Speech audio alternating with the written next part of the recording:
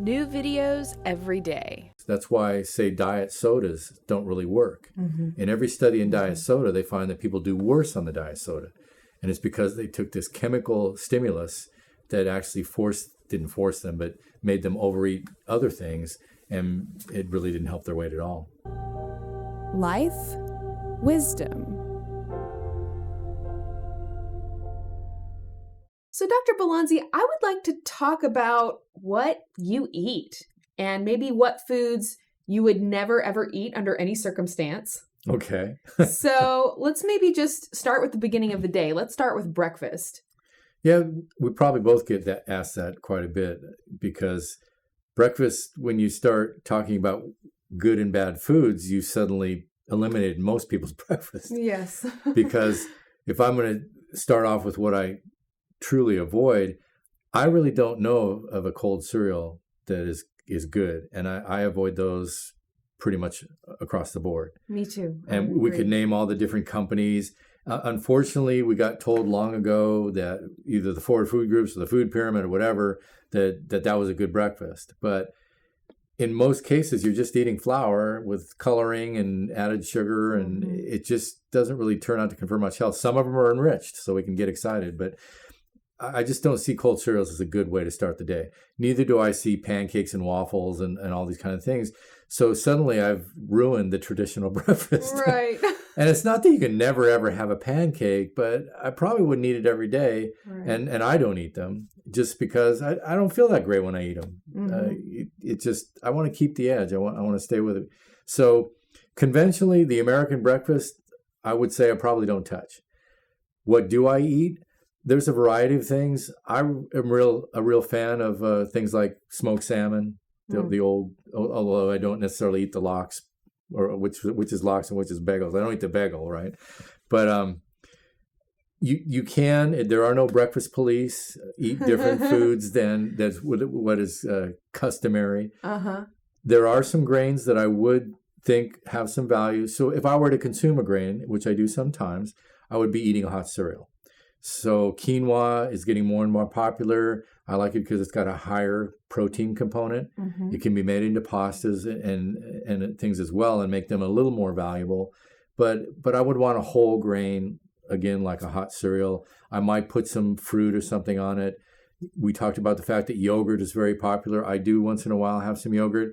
But if I'm going to say that I eat a healthy yogurt, I'd probably go with goat milk, and I'd probably go with something that's I made myself if I have the time, or something that I know is not too processed, because there's a lot of additives that I just don't want in that food. Right, and a lot of sugar and even aspartame that you find in some of the commercial yogurts. And exactly, most of the flavored yogurts are going to have either a chemical sweetener or a lot of sugar in them. Even though it says fruit on there, I'm yet to see a lot of real fruit in those things. It's kind of a syrup on the bottom. So I would probably caution people to get a plain yogurt. And again, goat milk tends to be a little safer for people. And if you can get raw milk, even better. But get some plain yogurt and then put your fruit on it and eat it together. You do it that way as a little more of a safety thing. And there are various breakfast choices we can make. Sometimes we have our functional foods that are a protein and other nutrients. Once in a while, I'll use that as a breakfast and then make sure I have a good lunch later on. Right. But there are better choices than others for sure. Give me an idea what you would suggest. Let's see. So for me, I feel the same way about the cold cereals, the kind of boxed cereals. And I used to eat those a lot as a kid, of course. And I remember always complaining that, Mom, I don't want to eat cereal. It just makes me hungrier later. And now that I understand, well, they've got tons of sugar. You get this huge blood sugar spike, and then you just immediately plummet down and you're hungry again. Well, now I understand why that happened. So I agree with you, the hot cereal thing. There's several different things you can find, in the bulk section. You can actually get the millet or the amaranth or whatever. There's a lot of choices, actually. Yeah, and kind of create your own. Of course, there's the steel cut oats or rolled oats would be much better than the parboiled instant stuff for sure. Exactly. Brown rice, brown rice and cranberries is something that and dried cranberries is something I'll do for breakfast. I love eggs. Throw a little cinnamon on. Oh yeah, because it helps the blood sugars, make some taste. Yeah, but keep going. Cinnamon is great. But yeah, so I love eggs. I'm pretty much stick to my eggs that I get at the farmer's market. That I've actually been to the farm, the Vital Farms so farm. You've seen the chickens. The chickens. They actually move them around to different parts of the pasture, so they're grazing on different parts of the pasture. These are some happy chickens. Yeah. It's pretty cool. So yeah, and then I of course love smoked salmon as well. And let's see, what else might I eat for breakfast? Sometimes if I'm in a big hurry, I just kind of have, my bag of nuts. I've got some raw almonds and things like that. And I'll just kind of, eat some nuts to at least sustain me through. And I'll probably eat an earlier lunch if I don't, eat a sufficient breakfast. Actually, I really like that. And almonds, if they're in the raw form, are healthier than a lot of the progression that goes to almonds. But still, it's a fairly healthy food. And we've talked about this before. They're now making paleo granola, and the reason I brought that up is because most of the granolas are really just junk. Mm-hmm. By definition, granola is a sweetened processed grain. I mean, it's maybe slightly better, but if you're just eating some nuts, and you can put a little bit of a sweetness to them, you could put a little honey and mix it or something, and make a fairly healthy food. It doesn't have to be something that would make your stomach turn. Some people don't want to eat raw nuts or some of these quote healthier foods. But you can dress them up a little bit and still have a good breakfast. Right. And certainly, as you pointed out, maybe just eating the handful of nuts is not so exciting. But if you threw in a little bit of dried cranberries or a little bit of honey or something. And since you mentioned pancakes, one of the things that I was actually really thrilled about was when I learned that if you actually have a good high quality maple syrup, that isn't a processed maple syrup, that doesn't have an ingredient list on it, that there's actually health benefits and minerals that you can get out of your maple syrup. Yeah. And for me, that was my favorite part of eating pancakes. So if I just have some good maple syrup and use that on my nuts or my brown rice or whatever, you kind of get that satisfaction of what is kind of maybe that typical breakfast, but without all the negative effects that you get from that processed syrup. Exactly. Yeah. Because you and I have both been in front of somebody and we start telling them what we're going to do with their breakfast, and you can see their eyes just they get very grim. Yeah. They almost tear a little bit. So breakfast can be somewhat enjoyable and exciting without having what's conventionally taken. And we've talked before about colorings and additives. And if you look, especially for the cereals for kids, just how much added stuff there is to it. You've taken flour and shaped it into something, and it's got to have a color, and it may have to look like your superhero or something. Well, to do that, they just add a lot of chemicals to it in many cases.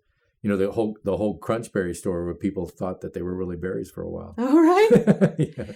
And I think it's interesting that, especially in the kids' cereals that are geared towards kids, tons of artificial colors. Right. And what they're actually finding now is that artificial colors are associated with problems with attention, problems with behavior. Right. So there's children who are actually diagnosed with ADHD, and they simply take them off the artificial colors. And they're no longer. And suddenly they have vast improvements. So another reason to kind of avoid those box cereals. Yeah, try some real food for a while, and that'll work well. So let's maybe move on to lunch and dinner type of things. Maybe you can, again, kind of start with what you would avoid at all costs, something that you would never eat.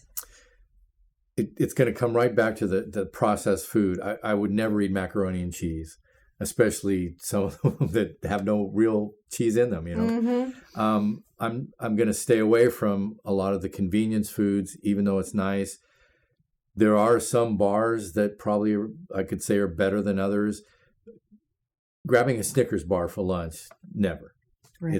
It's not a good lunch. I mean, I guess we shouldn't name brands, but a candy bar for lunch, come on. Yeah. And unfortunately, a lot of the, quote, nutritional bars aren't far from a candy bar. But then there's some bars that have a good protein content, some other natural things in them. Okay, you could kind of do that for convenience. And you can tell just by looking at the ingredient label. Yeah, take a look. Is it mostly chemicals or is it mostly... Or is there some protein in there? Right. Because a lot of the bars have just maybe a gram or two of protein. I want 14 to 30 grams of protein in there if I'm going to use the bar. Right. But again, there's a variety of things. I'm going to try to stay away from the packaged foods, because we know that there's EPAs that come from the packaging. We know there's phthalates that give them a smell. And these chemicals, a lot of the snack foods, they put preservatives in them. Some of them are actually used as pesticides.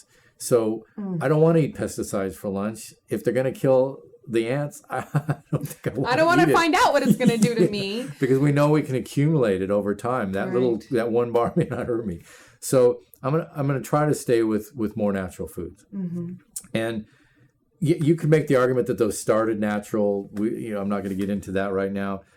We know that we need a good 5 to 13 servings of fruits and vegetables. And I say a preponderance of vegetables over the fruit. So I'm probably going to have to get myself a serving or two at lunch to make my quota. And I do try to have a lunch that includes some form of a salad. Unfortunately, most people think a salad is lettuce and 2 tomatoes, but I try to get a more of a variety. There's 250 vegetables out there. Let's try a few other ones. And you want the deep colors.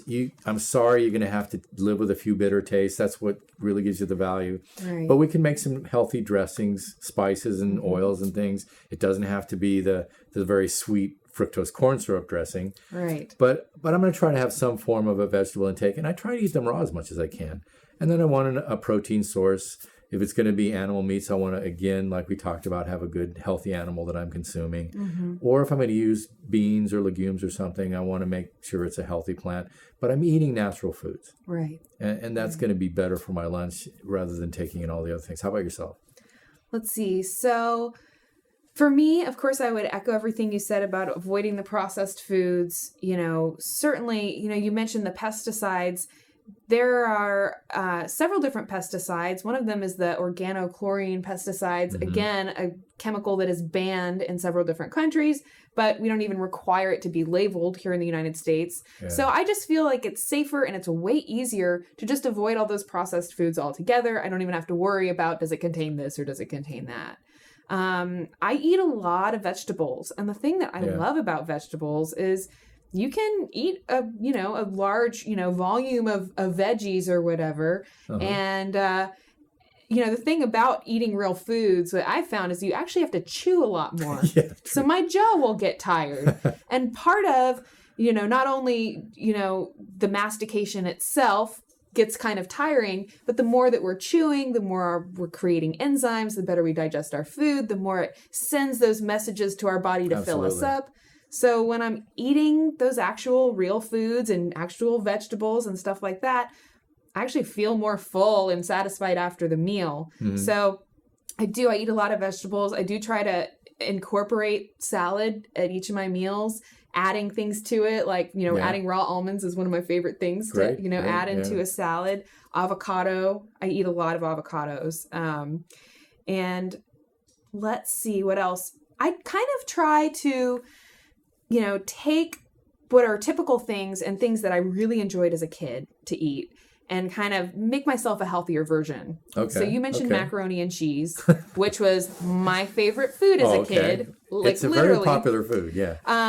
And so I know, okay, well, if I get a good high quality cheese that comes from grass-fed cows that doesn't have a really crazy ingredient list, that'll be a healthier cheese. Okay. And then for me, just the cheese is what I loved about the macaroni and cheese. So just having that cheese, something like that, and then maybe I'll, melt it on broccoli or something like that, then I kind of try to satisfy what would be my cravings or the things that I would have eten 10 years ago when I was still eating processed, and kind of find a healthier way to do it, That's kind of a kind of standard for me that I use a lot when I'm kind of creating meals. And again, the maple syrup is a good example of that. I used to love eating pancakes. So now I can kind of still somewhat enjoy that experience, but in a much healthier way.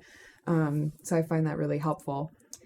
Let's see. So I guess if maybe we moved to, snacks or maybe desserts. Okay. I'm not against desserts. Everybody enjoys them.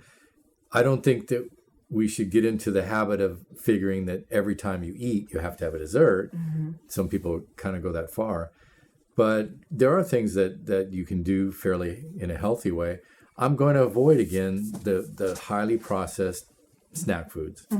There's just, it doesn't mean you can never, ever have them, but you probably don't need to be eating a lot of chips and the packaged foods, not just candy bars, but all these different snack foods out there.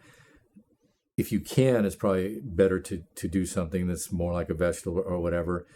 But if you can stay away from the chemistry, if you can stay away from the things that are altered, Right.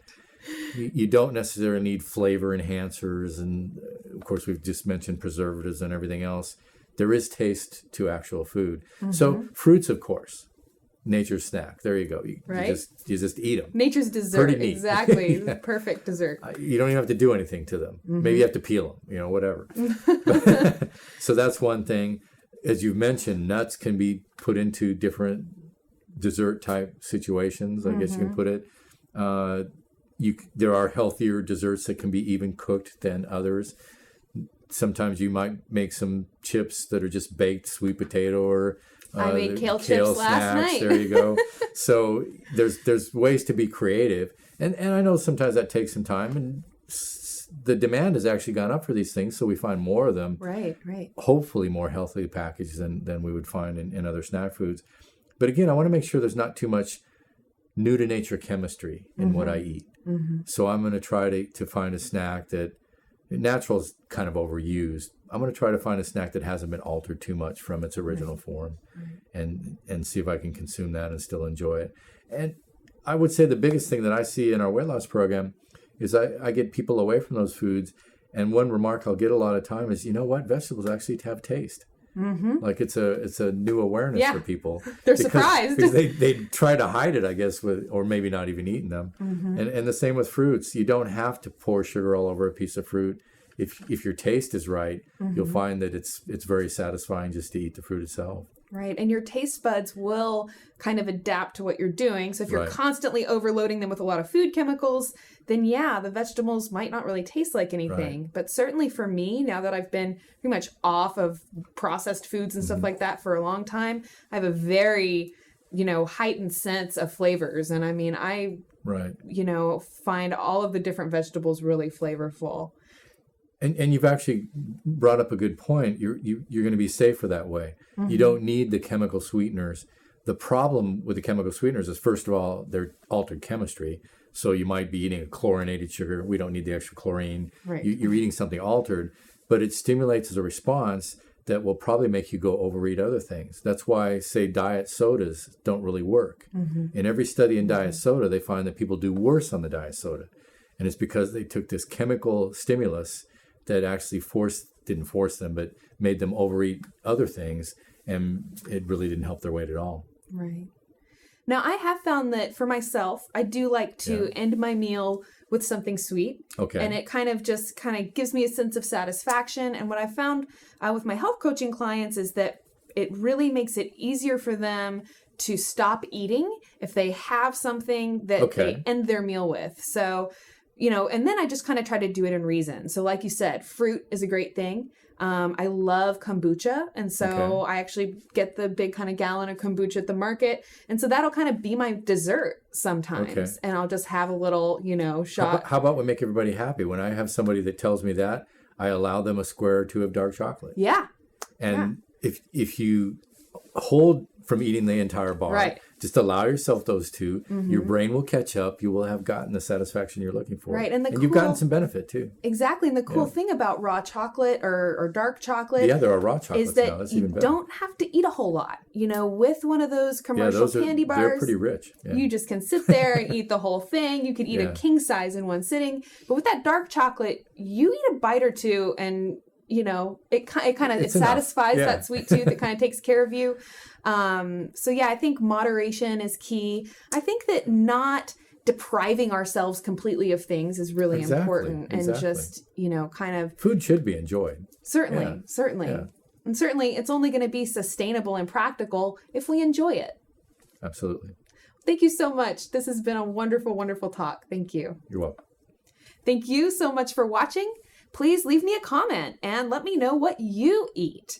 Please let me know what your thoughts are after what we've shared today. If you have questions, if you have topic requests, I hope that you will like this video and subscribe to the Psyche Truth channel. I'm Psyche Truth correspondent Karina Rachel. Thank you for watching, and I look forward to seeing you again next time.